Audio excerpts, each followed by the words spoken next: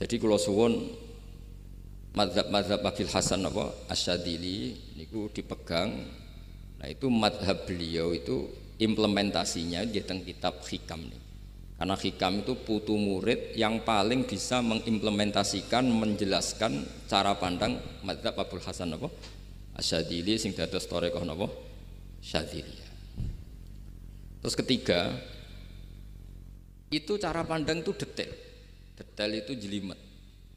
Mesti sampean ora kepikiran. Misalnya begini. Ketika ada orang salah jenengan marah, itu sebenarnya karena salahnya apa karena hal yang lain? Normalnya orang itu berpikir karena salahnya. Itu keliru cara Abil Hasan Asyadzili. Pasti kamu marah itu karena ada hal lain. Misalnya kayak di pembantu elek kriting mecahno gelas, mesti langsung mbok amuk. Alasannya mecahno gelas. Tapi nek sing mecahno iku wong ayu, kowe iso ngamuk. Kowe iso ngamuk wong ayu. Mecahno gelas lah. Kok gelas lemari, rasa gelas. Sama. Kamu janjian sama orang, wongnya nyulayani janji, mesti mbok maki-maki. Katanya jam 10 kok udah datang gini-gini. Nah, tapi kalau yang terlambat itu wong sing ngutangi kowe. Kowe iso ngamuk orang sing ngutangi kowe. Atau sing terlambat itu komandannya, atasan kamu. Atau kiainya. Artinya gini, ketika kamu marah atas nama terlambat itu sebetulnya karena terlambat atau karena hal lain. Nah, maksiat juga gitu. Cara pikirannya Abil Hasan Asyadzili, ketika kowe roh misalnya cawe itu maco naik apa lah ninja atau apa, mesti kowe darani wah luput suwuk. Tapi nak dikandani, niku putune jenengan. Mesti langsung ya Allah jenengan sepunten. Jadi sebenarnya kita kebencian sama orang lain tuh karena kebetulan tuh tidak keluarga kita. Coba kalau itu keluarga kita, pasti kayak mikir ulang. Kowe gedeng wong ra salat, mesti sebabnya dua. Satu tidak sholat, dua kebetulan tuh tidak anak kamu. Kalau itu anak kamu, kamu pasti istighfar berhari-hari untuk dimaafkan Allah, bukan maksud no. Tapi kalau orang lain kue, pertanyaannya sebetulnya kamu benci itu karena tidak sholatnya, apa karena plus dia tidak anak kamu? Nah itu pikirannya Abil Hasan apa? Kue ngamuk itu gelas pecah, itu perkara itu pecah gelas, apa plus yang mecahno elek? Nah itu pecundang kita, itu cara pikiran Abil Hasan. Kita ini pecundang itu enggak fair, apa? Betul fair. Nah itu terus beliau diantaranya punya cerita Nabi Ibrahim itu pernah diangkat ke Allah di alam malakut. Di alam malakut kemudian ini ada di kitab Hikam juz 2 halaman 4 yang di bab ini yang saya baca. Ini cerita terakhir nih, bantu pun sampai tak ngaji suwi-suwi ora mesti paham, aduk sediluk. Nak sediluk kan dia alasan, kenapa ora paham? Salah Gus Pak ngulangi sediluk. Lah nak suwi sampean ora paham malah ribet kan? Diulang suwi ora paham goblok tenan berarti kan gitu. Nah ini untuk menjaga harkat dan martabat niku ngajine sediluk mawon dan takoki malaikat. Kenapa ora paham? Salah Gus Pak ngajine sediluk. Jadi duwe napa? Alibi lah gak ada napa? Pembelaan. Nabi Ibrahim itu diangkat di alam malakut karena beliau seorang nabi melihat orang maksiat, ditanya sama Allah, ya Allah itu orang-orang maksiat tuh makan dari rizkimu, menempati bumimu dan semua fasilitas engkau bikin.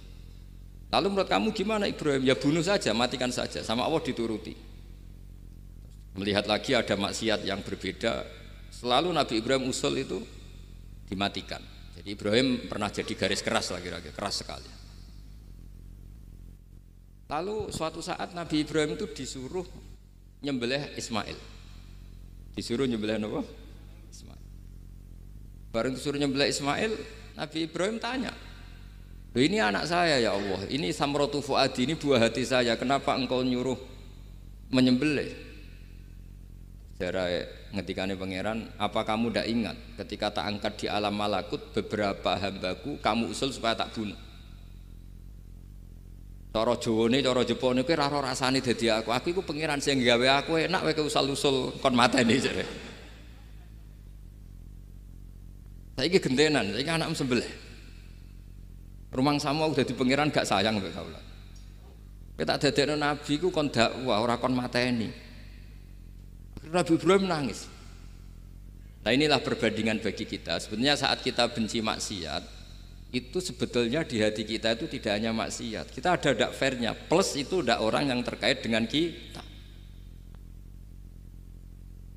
Jika misalnya mau wangkel, misalnya penyanyi sing piye mau wangkel. Suatu saat penyanyi ku WA aku, "Mas aku ya gelem dadi bojomu, ilang mangkelmu." Jadi pecundang, kita ini sebenarnya pecundang. Nah, syukur-syukur memang makom kamu sudah tinggi. Memang benar-benar benci karena maksiat. Paribasane wayu gelem mbok rabi tetap mangkel. Tapi saya tidak yakin. Soleh-soleh seperti ini imannya sampai seperti itu tidak yakin. Dan saya kalau yakin begitu berarti keyakinan salah itu salah dan bodoh itu, karena itu enggak terbukti. Makanya ini kitab baru kalian kitab hikam, karena ini acara ngaji hikam kula waos sedikit mawon kula waos ini jawabannya Nabi Ibrahim ketika disuruh nyembelih Ismail teng halaman 4 juz 2. Allahumma hadza waladi wa samratu fuadi wa ahabbun nasi ilayya. Fasami aqailan yaqul ama tadhkurul lailah allati sa'alta fiha ihlaka abdi. Awama ta'lamu anni rahimun bi ibadi kama anta syaqiqun biwaladik. Jadi Ibrahim, anak kamu sembelih. Kata Ibrahim, ini enggak mungkin Gusti, ini buah hati saya, kenapa engkau minta ini tak sembelih? Apa kamu tidak ingat pernah mengusulkan saya menghabisi sekian hamba saya? Kalau kamu bisa sayang anak kamu, saya juga sayang hamba-hamba kue enak we. Mikir. Jadi makanya kalau suwon kita ini hidup harus insaf. Nak kira dia duit, iku yo mangkel tenan, loro tenan. Terus bojomu mbok kon sabar pas kowe ra ngekeki duit, iku yo ora fair. Wis ben-ben ngamuk. Satu kelihatan cerdas. Memang kondisi enggak punya uang itu harus ditanggapi dengan marah. Mosok diapresiasi. Pinter Mas kowe saiki dadi wong zuhud.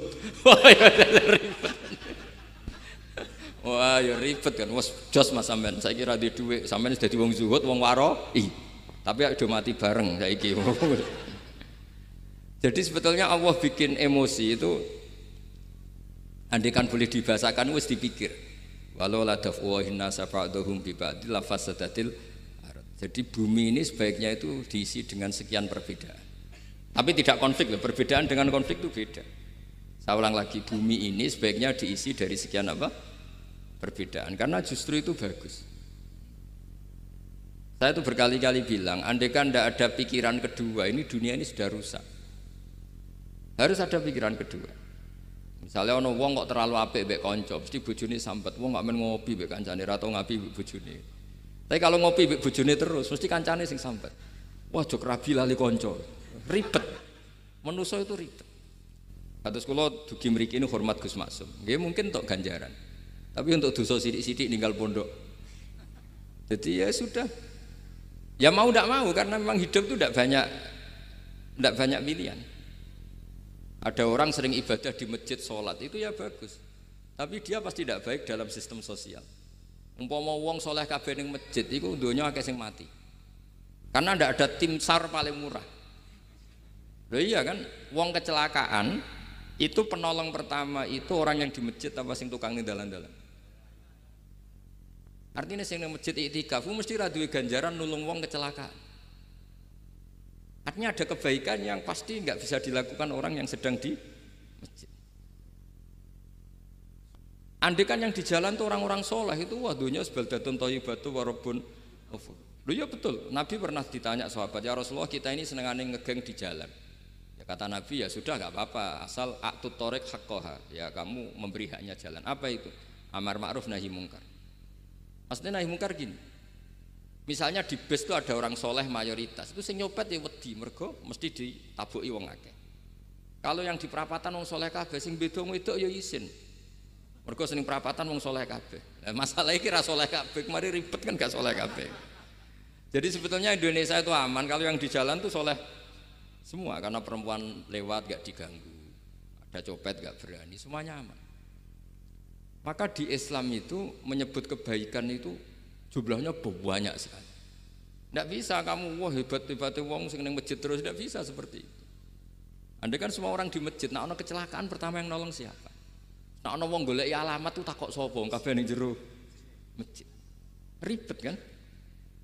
Nah, makanya ini Quran bikin aturan wala taq'udu bikulli siratin tu'iduna wa tasudduna an sabilillah. Yang enggak boleh itu duduk di jalan sambil mengganggu atau mengancam hal-hal yang baik. Tapi kalau duduk di jalan justru membantu hal-hal yang baik, maka ini disyariatkan oleh Islam.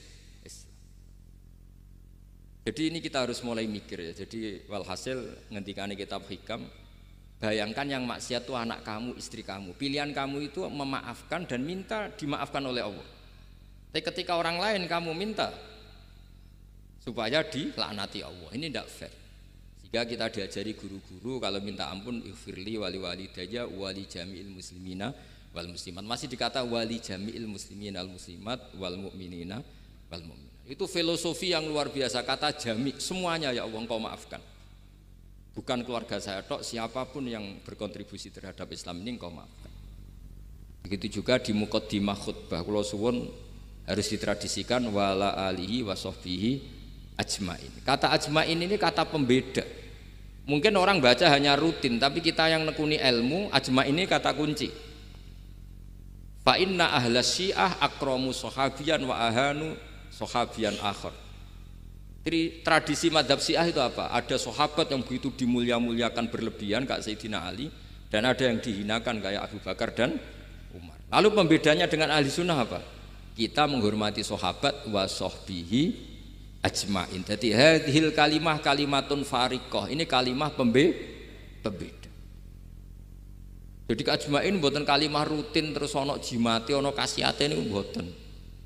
Kita maklumatkan ke seluruh dunia bahwa mazhab ahli sunnah ditandai dengan wa ala alihi wa sahbihi ajmain.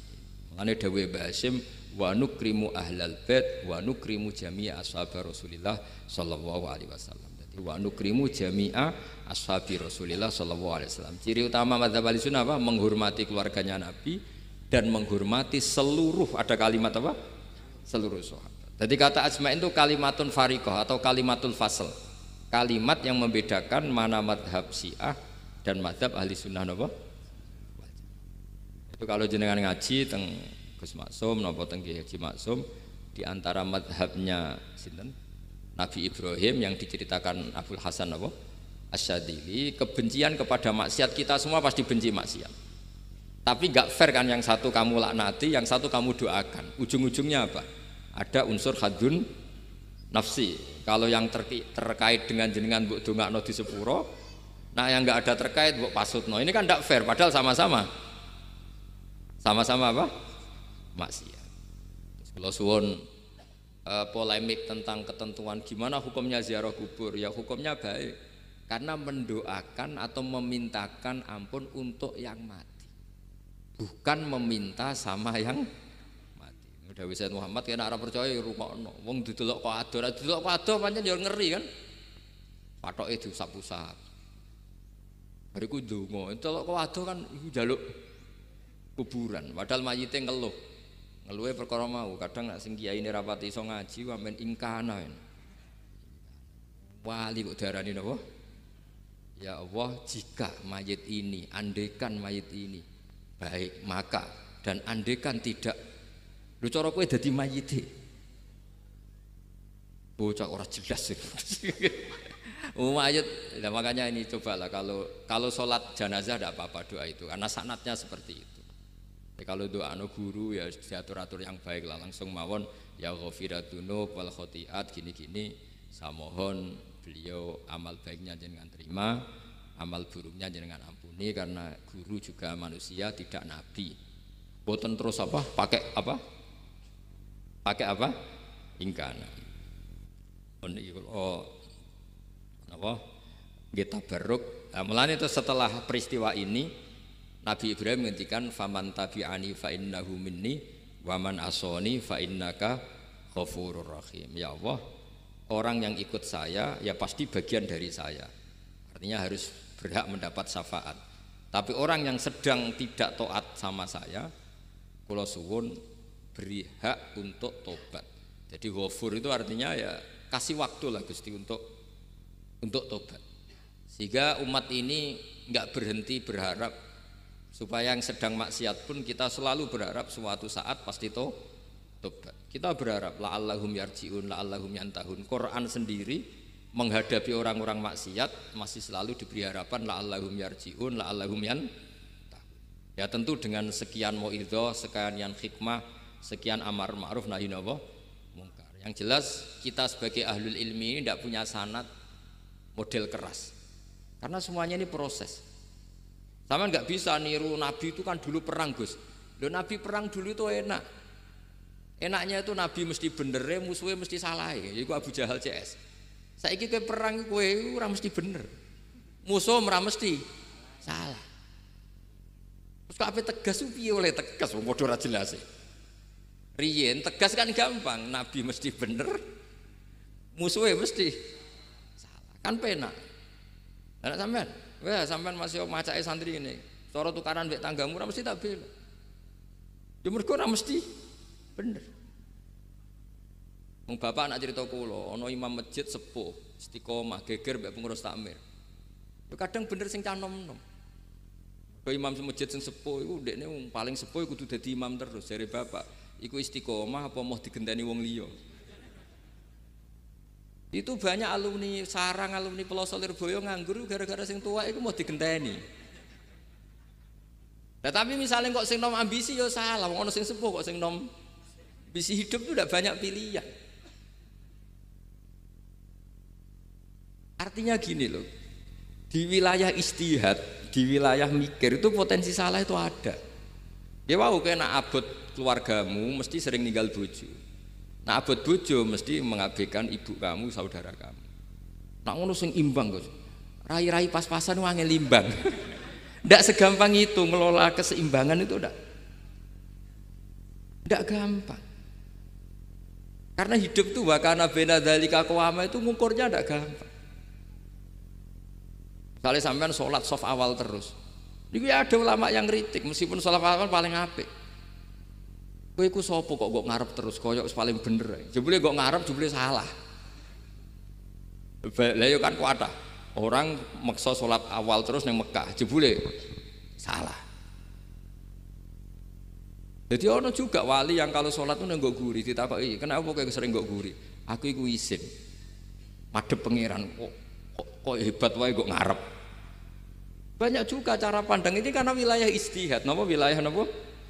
Wilayah istihad itu kayak iya kayak enggak. Makanya dalam masa misalnya gini contoh paling gampang. Kalau ada boto gaweane wong Rembang cek wong Blora, itu kan sering kena teletong dan teletong itu jadi materinya. Ono sapi ngising ning kono dibaro terus diolah jadi boto. Terus kemudian boto ini jadi masjid. Itu najis apa enggak? Najis kan karena disuci enggak bisa, materinya najis. Itu hanya boleh di mazhab Abu Hanifah. Mazhab Abu Hanifah itu mengatakan alatut tadhir itu 3, air, turab, debu dan annar, api. Alasannya mazhab Abu Hanifah orang mukmin yang dosanya banyak itu disucikan dengan api neraka. Berarti api itu min alatit tadhir.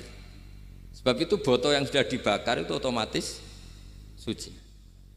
Tapi saya berkali-kali fatwa, tidak boleh dikiaskan kalau kamu tidak ada air terus nyolder air, nggak boleh. Nanti ada orang mandi junub pakai api. Mau ora karu-karuan. Ya sudah, contoh itu hanya nggo boto mawon, aja mbok praktekno nak wudu ora ono banyu berarti oleh nganggo solder ya ndak. Tapi itu kan ilmu. Ilmu itu ya seperti itu akhirnya. Beberapa materi yang dari najis asal sudah ngalami pembakaran itu cara mazhab Abu Hanifah dianggap suci kayak boto, kayak keramik atau peso. Dulu beberapa materinya peso ya kadang ada materi yang najis. Tapi ini sudah ngalami pembakaran, maka dihukumi suci. Mungkin kalau contohnya aja go wudu lah. Semuanya pesan gua aja digo wudu, aja digo mandi junub. Misalnya iwak itu kalau besar cara Syekh Nawawi Banten itu tae cek dianggap najis karena bentuknya besar. Sekian intikal mazhab Abu Hanifah pun digoreng pun kena api, pun dibakar pun kena api. Jadi berarti pun apa? Suci. Nah itu jenenge mazhab. Jadi mazhab itu orang itu berpikir kemudian kayak iya kayak enggak. Makanya terus ada apa ijtihad.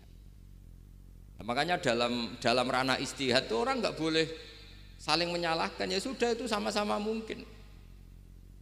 Makanya kalau dalam ilmu usul fikih disebutkan ra'yuna shawabun yahtamilul khata' wa ra'yuka khata'un yahtamilus shawab. Pendapat saya itu benar tapi ya mungkin salah, pendapat Anda salah tapi juga mungkin benar.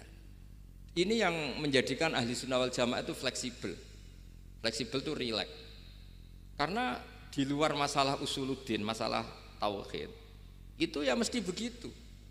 Sampean sering silaturahim ning kanca-kanca ning dulur-dulur. Apik. Tapi takokno bojomu wong kok amen lunga. Karena terus kadang silaturahim nak keseringan yo keliru. Silaturahim jam 09.00 wae wong kerja. Maksudnya piye? Ini kan makanya terus ada orang cara mencintai Nabi itu enggak pernah sowan. Ditanya, "Loh kamu itu mencintai Nabi kok udah pernah sowan?" Ya karena kalau saya sowan ganggu Nabi dong. Nabi kan punya anak, punya keluarga. Kalau nemuin saya kan artinya enggak ngurusi anak istrinya. Dan itu menurut saya benar, saya termasuk kiai yang jenis itu. Makanya kalau kamu sering sowan saya itu tidak tak biji bagus, itu tidak bagus. Itu pasti gagu. Tapi misalnya seneng kok rasuan ya lucu, wong seneng kok ora tau sowan. Sampean milih ndi coba? Ini kan lucu kan? Lho sowan tuh mesti gagu apa enggak? Gagu. Tapi seneng kok ora tau sowan ya lucu kan? Ya itu istihad, maksudnya istihad itu ya ada sahabat yang senang Nabi itu gak pernah sowan. Ya hanya datang ke masjidnya ikut jamaah, tapi gak pernah sowan. Ada lagi sahabat yang kalau disuruh coba wajahnya Nabi itu kayak apa, saya gak pernah melihat. Padahal bertahun-tahun jadi sahabat. Karena ijlalan lahu, saya sangat menghormati beliau sehingga saya merasa gak berani melihat wajah. Tapi banyak juga sahabat yang detail mensifati beliau, sampai hajibnya tahu, syaribnya tahu, semuanya tahu. Saking mencintainya, aku nak roh Nabi seneng delok. Sama-sama seneng, tapi cara mengimplementasikan, nah itu wilayah-wilayah napa? Jadi kalau suwun terbiasalah dengan beda pendapat, dengan biasa mawon. Dan itu kita dilatih. Makanya wonten makalah masyhur ikhtilaful a'immah napa? Rahmah. Atau sebagian disebut ikhtilafu ummati rahmah. Umatku yang berbeda-beda. Beda itu bukan konflik loh ya. Beda pandang, beda sudut materi atau metode atau maslak niku semuanya asal ikhlas dan berbasis ilmu niku kabeh napa rahmah. Yes, ngoten mawon menami lami. Assalamualaikum warahmatullahi wabarakatuh.